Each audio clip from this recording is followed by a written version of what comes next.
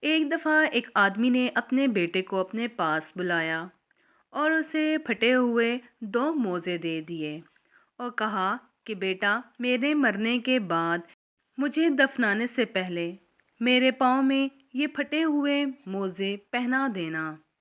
بیٹے نے چپ چاپ موزے لے لیے۔ کچھ دن بعد اس آدمی کا انتقال ہو گیا۔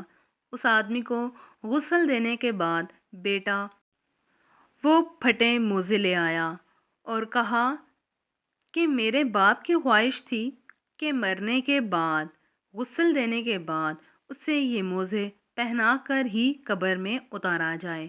لوگوں نے یہ دیکھا تو کہا کہ یہ بات تو بالکل صحیح نہیں ہے، کیونکہ مردے کو کفن کے علاوہ کوئی اور کپڑا نہیں پہنا سکتے۔ لیکن وہ بیٹا نہ مانا۔ یہ بات آگ کی طرح پورے علاقے میں پھیل گئی اور مختلف علاقوں کے علماء اکٹھے ہو گئے اس مسئلے کو حل کرنے کے لیے۔ لیکن بیٹا اپنی بات پر اڑا رہا۔ کافی دیر کے بعد ایک اور آدمی اس بیٹے کے پاس آیا اور کہا کہ تمہارے باپ نے مجھے یہ خط دیا تھا اور کہا تھا کہ میرے مرنے کے بعد جب سارے پریشان ہوں تو یہ خط تم میرے بیٹے کو دے دینا۔ چنانچہ بیٹے نے وہ خط لے لیا اور پڑھا۔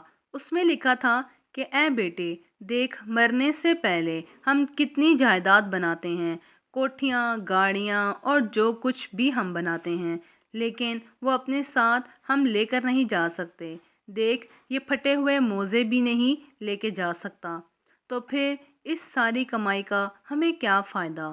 اپنی دنیا سے زیادہ اپنی آخرت کی فکر کر اور مال جمع کرنے کی بجائے صرف دین کی راہ میں اس کو لگا اور دین کی خدمت کر۔ آخر میں اللہ تعالیٰ سے دعا ہے، اللہ تعالیٰ ہمیں سمجھنے اور عمل کرنے کی توفیق عطا فرمائے۔ مزید سبق آموز اور اخلاقی کہانی کے لیے چینل کو سبسکرائب کر لیجئے۔ اللہ حافظ۔